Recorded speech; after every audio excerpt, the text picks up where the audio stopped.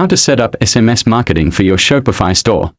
1. Choose an SMS marketing app. Go to the Shopify App Store and search for SMS marketing apps like Klaviyo, PostScript, SMS Bump, or OmniSend.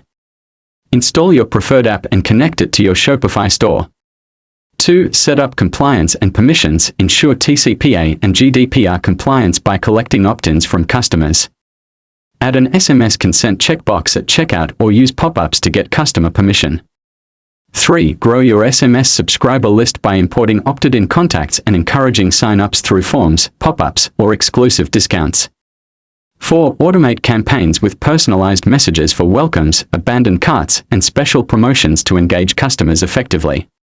5. Schedule and send bulk SMS broadcasts, such as flash sales and product updates, at the best times based on customer behavior.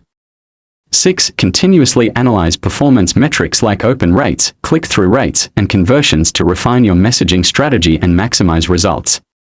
And that's all for this tutorial. Please also note that this is not an app commercial or paid promotion, but just a tutorial on how to set up SMS marketing for your Shopify store.